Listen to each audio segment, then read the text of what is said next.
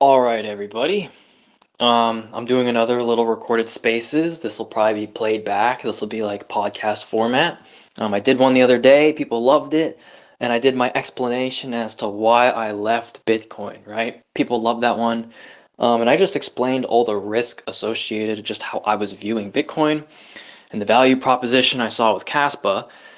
So today, I'm going to be explaining what is what is the fee market of Caspa? Because after leaving Bitcoin 100% and being 100% in Caspa, that's the only difference between Caspa and Bitcoin that really differentiates its success is the fee market. And so I had a lot of beliefs about the fee market, about Caspa, that was very worrisome. I was very scared about the Caspa fee market. We have very aggressive emissions. We have a halving every year. And I shit on Bitcoin because I've always made the case that Bitcoin needs to rise 19% a year to not have miners drop off. Well, guess what? Caspa needs to rise 11% a month, which is like psychotic. So why on earth would I leave to go to Caspa, right? Um, but it's really not that bad. It's Caspa. Let me explain, because here's the main proposal that made me leave from Bitcoin, and then this is why I am so bullish on Caspa's fee market. And there's so much data that I've been looking at that really makes me confident that I am at peace. I believe the fee market will be totally fine, and I think we are probably far even ahead of where we need to be. And I know that sounds insane. So let me get started explaining my process.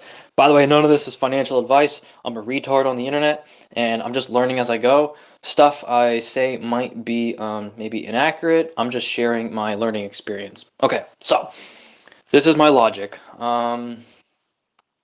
Basically, um, there was the day that Caspa did like 150 million transactions in a day. And that was a huge victory for Caspa. Everyone was looking at that like, holy crap, the throughput of this network is incredible. And we didn't even scratch the surface. It's not like it was maxed out, right? Like, we did 150 million transactions in a day, and the network was totally fine. Um, but the issue with that is there were people, Bitcoiners, saying, oh, yeah, well, Caspa did 150 million transactions, but it only generated 5,000 Caspa worth of fees. And I'm over here thinking that means if half of America sent a Caspa transaction, that only generates 5,000 in fees. And I just realized, I was like, maybe Caspa's actually fucked. Like, maybe we're screwed. Maybe we're cooked. Um, does that mean Caspa needs to have, if we need a good, strong security budget to prevent a 51% attack, does that mean Caspa needs way more than 150 million transactions a day, right? Because 150 million transactions only generated like, I think, 5,000 or 10,000 Caspa in fees. That's that's not sustainable, right? That means we're gonna die.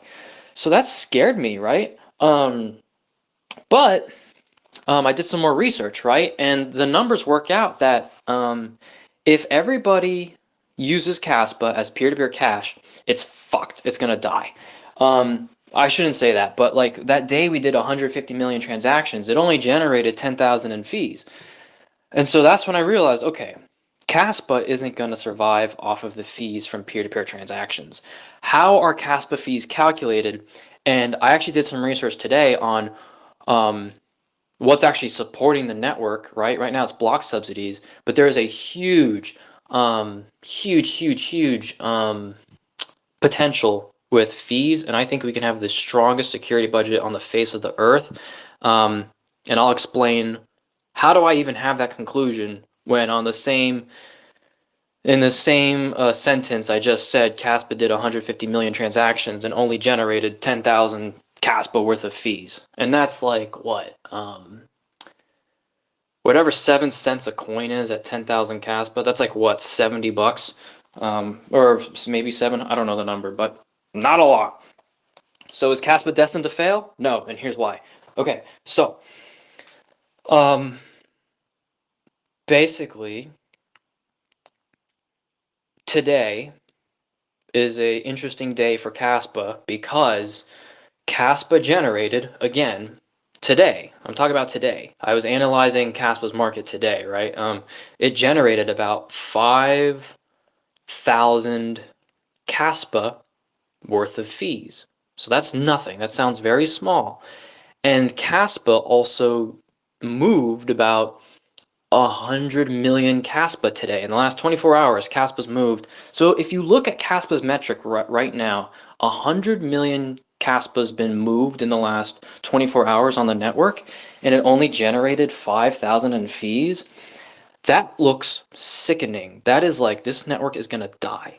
But that's the wrong metric. I've been looking at the wrong metric. And so I was having a Bitcoin mindset. If you apply the Bitcoin mindset of transaction volume and fees, and you apply it to Caspa, yeah, Caspa's going to die.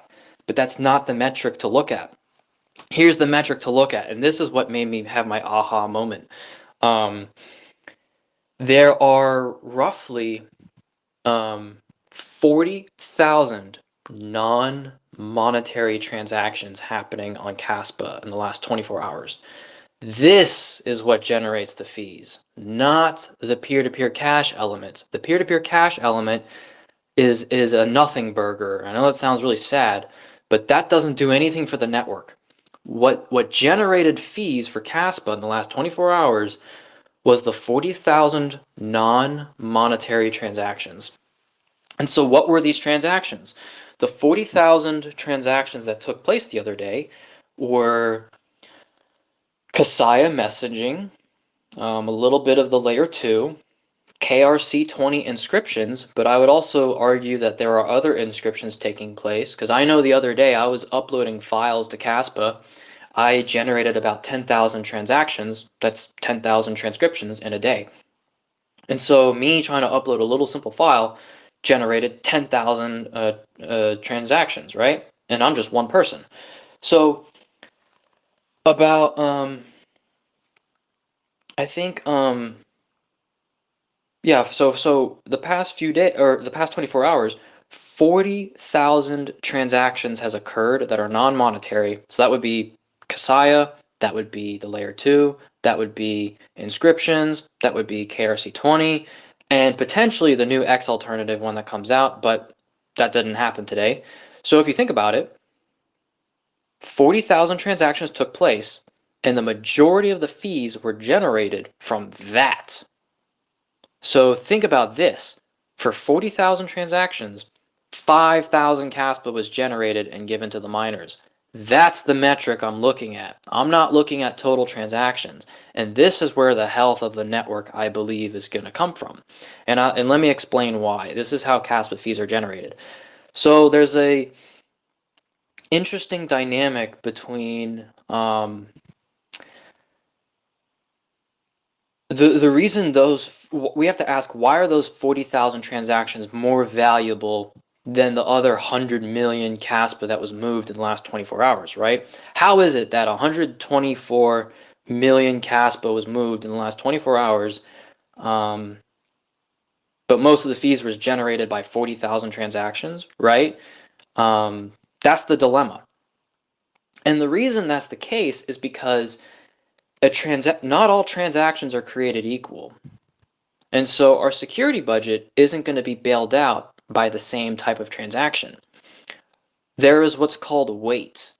Different transactions have different weight. When you send a transaction, if I were to send you Caspa and you send me Caspa, that transaction is equivalent to air. There is nothing in that transaction. It is literally just a monetary transaction. It's air. It's nothing. And so it produces nothing for the network. So weight is the most important metric. So when you're sending a heavier transaction, that is what really beefs up the transaction and secures the network. So Caspa is built for high volume, but if you want the whole world to use Caspa, it needs immense volume. But that's not what needs to happen. What needs to happen, Caspa can totally survive off of a very small number of people, off of a fraction of people. But as long as they're sending heavily weighted transactions, that is what will feed miners the juiciest budget. And so what is a heavily weighted transaction? A heavily weighted transaction is simply a transaction with a lot of data in it.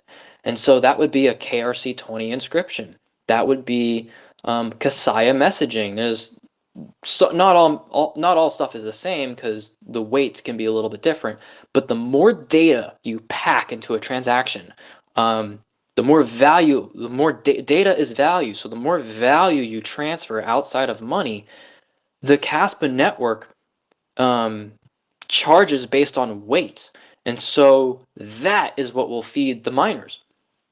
And so that is why 40,000 transactions took place in the past 24 hours and it produced 5,000 Caspa. That's a really good ratio. That is so healthy. Imagine this. Imagine you just apply it by 10. Imagine 400,000 transactions took place and it produced 50,000 Caspa. Like those are really healthy numbers. And so basically what I'm trying to say is if you want to build confidence looking at Caspa's security budget, don't look at total transactions versus what did miners get paid. Look at what were the weighted transactions and what did miners get paid, and you'll quickly realize, holy shit, miners get paid very well when you use this data to transfer valuable data, or when you use this network to transfer valuable data. And so this is so what I just said is kind of, I'm just describing how the fee market kind of works in Caspa. It's not so much based on peer-to-peer money. It's more of how much value can you pack in a transaction that's non-monetary, and that feeds the miners. But this isn't what makes me bullish, and let me explain. So let's dive back into some Caspa history here, and this is why I'm so freaking bullish. Caspa, when it first launched, was 1 block per second, right? And if you think about it, the only way for miners to get paid is through the block subsidy. So 100% of the revenue that the miners are going to make is from the block subsidy. But if you also think about it, the ecosystem around Caspa was very small. If you were in Caspa at 1 block per second before Casplex and all those guys, and you asked the question, how many transactions are needed to fund the security budget, you would need a bunch. We're talking like billions of transactions to fund the security budget. And that's because at the time, Caspa, there was no infrastructure for weighted transactions. You could only send transactions of air. And so lightweight transactions. And so if you were assessing the risk of Caspa's security budget back then, the mindset you may have had would be Caspa needs to have, 800 million transactions an hour to have a security budget equal to what it is today, right? Like you need a huge number because at the time those transactions, they're filled with air. There's nothing in them. But if you think about Casplex, they introduced the KRC20 standard. That's now a way that expands how much weight can be put into a transaction. So now a Caspa transaction is actually more valuable. And so because the capability for a heavier transaction is now available, that actually means Caspa doesn't need 800 million transactions a day to survive. Because there's now an option for heavier transactions, we now can lower the bar. Caspa doesn't need 800 million anymore. It only needs, at this rate, 150 million a day, right? With those weighted transactions. I'm just giving a random number. But the idea is the ability to have a weighted transaction decreases the amount of volume needed. And so that's the beauty of KRC20. Now, unfortunately, it's just used for meme coins, but recently we're now at 10 blocks per second, right? And that allows for, it doesn't increase weight, but it allows for more space in the network for more usage to take place. But if you notice, Kasaya messaging, that adds weight to a transaction. So that's another way that weight is added. And then the Dropbox alternative on Caspa, those are heavily weighted transactions. And so I guess what I'm trying to articulate here is as Caspa ages, the ability to have weighted transactions has only gone up. So yes, people are worried about the price going down, they're worried about the security budget, blah, blah, blah, blah, blah. But what they might fail to realize is that this is, I would argue, is the safest Caspa has ever been because Caspa started in a world where not a single transaction could have any weight to it. And now we're literally in the timeline where Caspa transactions can have the most weight that they've ever had before. But not only that, Dagnite, when that comes out, is going to allow for even more weight because we can essentially have smart contracts on the layer one. So basically what I'm trying to articulate here is as the block subsidy decreases and miners are removing the crutch of the block subsidy, simultaneously, the Caspa ecosystem, individual developers are building on Caspa, and each one of those is an opportunity for more weighted transactions. And the more doors, or I guess the more instances of that is just the more doors that are open to essentially bailing out the miners without needing 150 million transactions, right? If someone develops 10 protocols on Caspa that are all heavily weighted protocols, Caspa doesn't really need that much usage. We just need a few people to use Caspa in a heavy manner. We don't need billions of users to survive. I know that sounds odd, um, and that's going to be what bails out Caspa. Um, so I hope that makes sense. I don't know if I articulated it correctly, but I guess what I'm trying to say is weighted transactions are very valuable, and the opportunity to have weighted transactions is the most abundant it has ever been in Caspa, and that trend is only continuing from what I've noticed. Because more and more people are building on Caspa, more and more apps are being made, and each of those apps require weighted transactions. And so um, I guess what I'm trying to articulate is we don't need 150 million people using Caspa for peer-to-peer cash every hour to generate enough fees for miners to replace the block reward.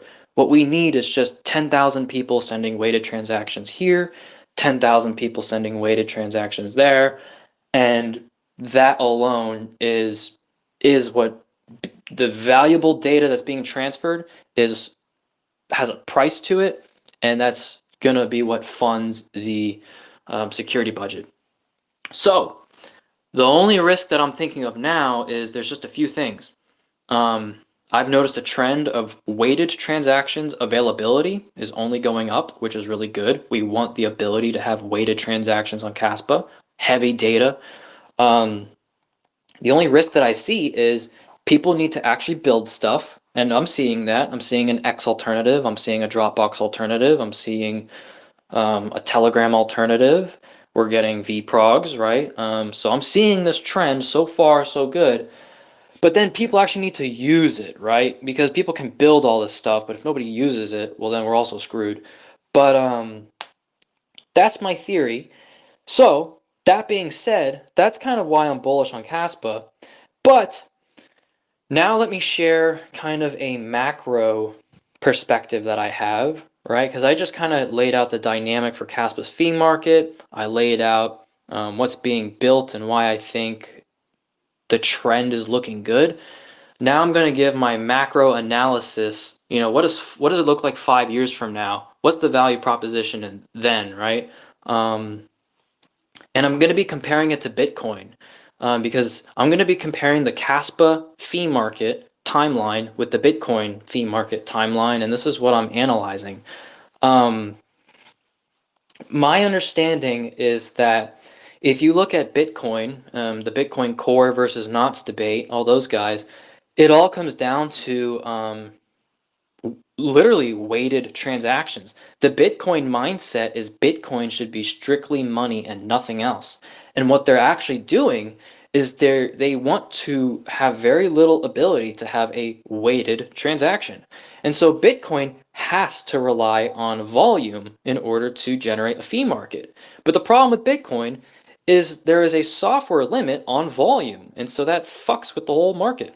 And that's basically what's neutered Bitcoin to force it to be 100% reliant on the block subsidy.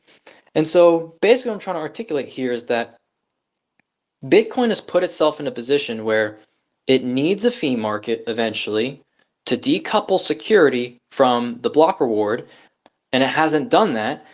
But if it were to be lucky enough to do so, there's no ability to generate volume. There's no ability to generate X number of millions of transactions on Bitcoin. So that ability's gone. So the only other option is to have weighted transactions, and they don't even want that. And so they're removing every value proposition possible to secure the network. And the only thing keeping it alive is the fact that the price it has to double every 4 years. And that requires a 19% annual growth rate on the price to bail out miners. And this was easy. I kind of already explained this in my last spaces, but if Bitcoin's a $100 billion market cap, it's very easy for the price to double and bail out the miners.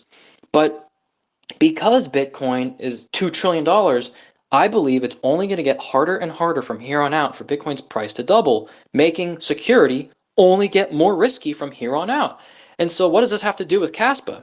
Well, I believe that Bitcoin, imagine this, imagine a scenario where Bitcoin keeps growing and Bitcoin is X trillion market cap, right?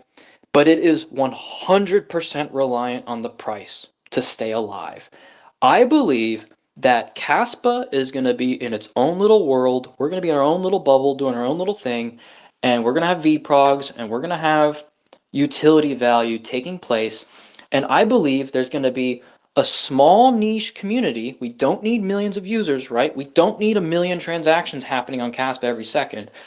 I believe what's going to happen is there's just going to be a few small groups of communities in Caspa that are generating weighted transactions.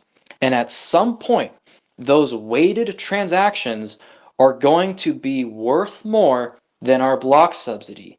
And that will make us the first proof of work on the planet to have revenue from transactions be more than the subsidy.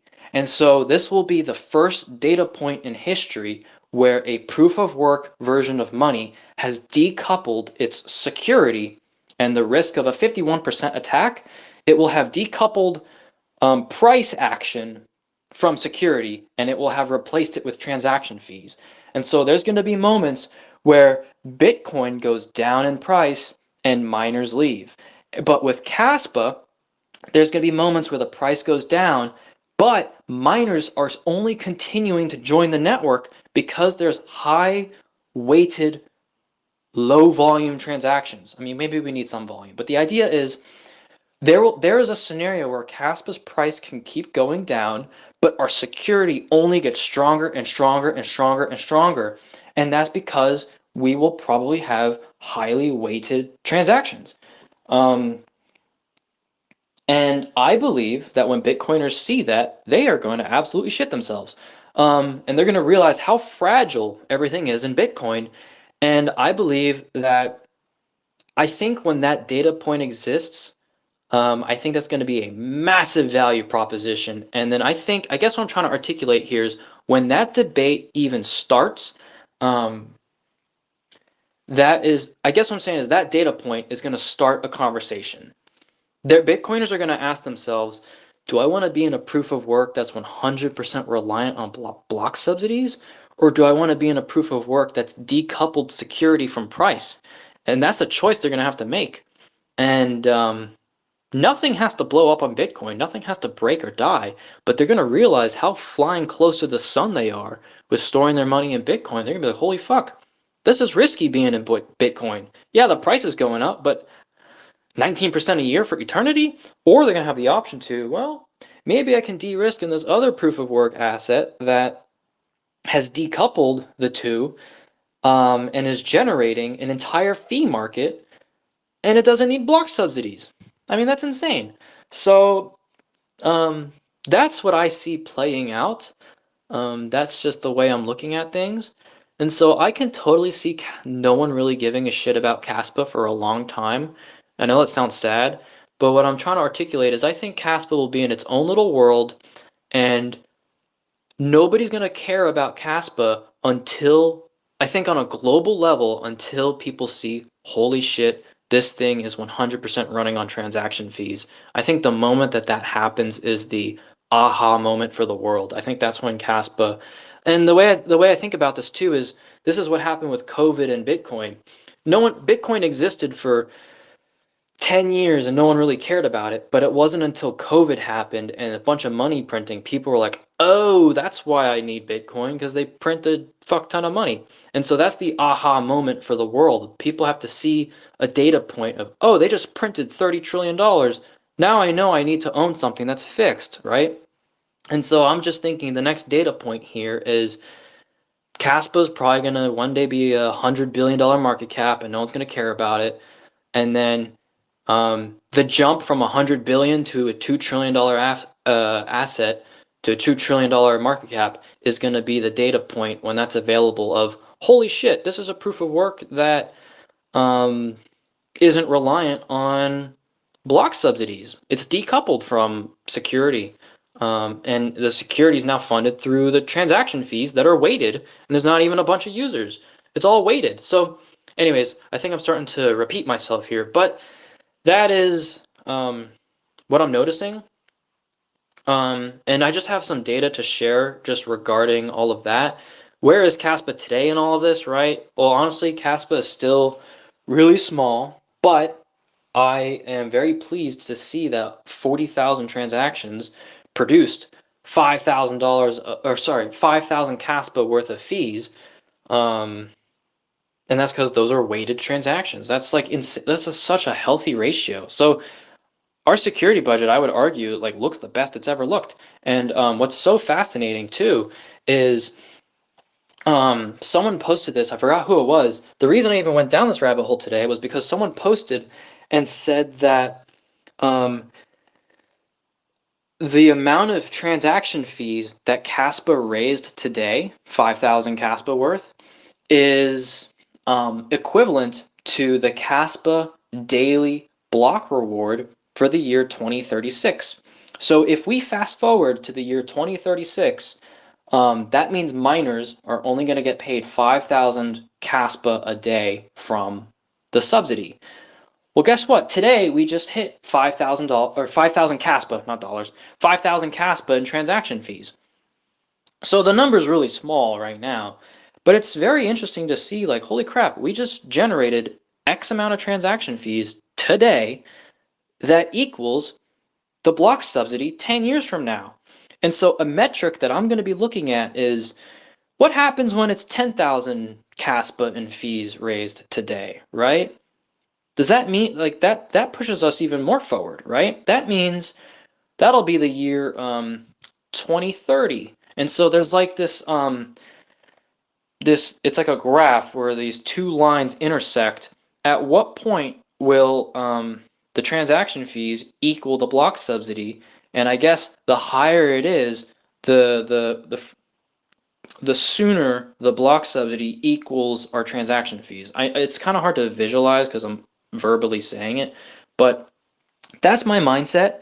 And so I believe that, okay, right now we generated 5,000 Caspa worth of transaction fees. That's equal to the 2036 daily miner reward. Um, the what about for the year 2030, right? 2030, I'm just going to throw a random number, but what if the year for 2030 is 50,000 Caspa? Well, that means I'm going to be real. I think that in the next year or two, we can totally generate 50,000 Caspa a day in transaction fees. So I guess what I'm trying to articulate here is at least within a year or two, we're going to be having enough weighted transactions that we're going to be equaling the security budget for 2030. So I guess what I'm trying to say is right now the year is 2025 and our transaction fees equaled the 2036 block subsidy. So I believe that in the year 2026, we'll generate 2035 block subsidy for our fees. So I hope I'm not losing anyone here. I'm throwing a lot of numbers around. But the idea is I'm saying that the block subsidy, I'm starting to lose my train of thought. But basically, we hit a milestone today. And it's really good. It's very bullish, I think. Even though it's only like $50 fucking, which is nothing. I'm looking at the metric of what is the weight of the transactions. I'm not looking at transaction volume. And I believe that when VPROGS comes out, that's going to open the door for the heaviest transactions Caspa's ever seen. And if we have a bunch of really, really, really heavy transactions, we don't need a whole lot. We just need a few people making heavy transactions on Caspa, and that will easily be 50,000 Caspa a day in fees, 70,000 Caspa a day in fees. That number's only going to go up to, I mean, it could totally go up to 500,000 Caspa in fees. Because there's a total reality where in 2 years, VPROGS has been out and people are using Caspa for heavily weighted transactions, and it generates, you know, 1 million Caspa in transaction fees. And it's not because we're doing 150 million transactions a day. It's because we might be doing 100,000 heavily weighted transactions. So that's the difference. So that's the point of this space. I hope I didn't lose anyone because I started throwing a lot of numbers around and dates. I know I lost my train of thought there, but that's the idea. I just had to explain that and compare it to Bitcoin. So yep, I've been thinking about this today. I had to let it all out in the space. Mind dump. Thanks for all of you listening. I'm going to head off this space, but all of you are absolute legends. I recognize your profile pictures, so I see y'all liking my tweets and shit, so I appreciate it. Y'all are very polite. So I love y'all. Guys, Caspa, I think it's going to be just fine. Oh yeah, one more thing. I guess what I'm trying to say is Caspa looks risky until it's not. And there's a I might have another 10 minutes of speaking here. I don't know. Right now, Caspa looks risky because we have no fees. But the most amount of transaction fees is actually occurring, I think, right now because we have the biggest opportunity to have weighted transactions. And I believe that our ability to have weighted transactions is only going to increase. So I actually don't even care about transaction volume. I don't care if we have 150 million transactions tomorrow. I don't care. Those are transactions of air. That means nothing to the miners. What I want to see is 40,000 heavy transactions. And that's what we had yesterday. I want to see 80,000 heavy transactions on Caspa. And I'm not talking dollar amounts. I'm talking how much data is packed in an inscription, how much data is packed in a transaction. That is going to be the juiciest security budget on the face of the earth. And I believe that these are just data points I want to keep tracking. I believe this is a trend that's only going to go up. And this trend is very scary because the numbers are so freaking small right now. But I believe the numbers will be small until they're not. I don't think it's gonna be a yeah, anyway, that's my thesis is that the numbers are gonna be small until they're not. I don't see a reality where we're stuck at I mean, I guess what I'm trying to say is that this is such a valuable network. And the amount of value people are going to get for storing data and using data for Caspa and handling data. Caspa is, I believe, probably the most valuable database, and it's only going to become even more of the world's most valuable database. And that has to be adopted. I don't know why that wouldn't be adopted. That makes no sense that this would not be adopted. That means people will have to look at the best infrastructure in the world and choose to not use it. And the best thing about the best database in the world is that when people go to use the best database, they're going to be uploading data. And that's going to be the value proposition for Caspa's security budget. So literally, this is just such a simple bet. Are people going to move and use a database that is superior to everything else? If yes, then that data will be on Caspa. okay, well, Caspa is going to thrive and can only exist because of valuable data. And so that's going to bail out the miners. And then boom, we have officially decoupled from block rewards for security. Like, that's the way I see this playing out. Maybe it doesn't happen, but that's the way I'm assessing this. Anyway, I think that's it. Thank y'all for listening. I love y'all. Y'all are the best. This is just a little podcast. Take care. Have a good rest of y'all days. Thanks for listening to my schizo rant about the Caspa fee market. Peace out.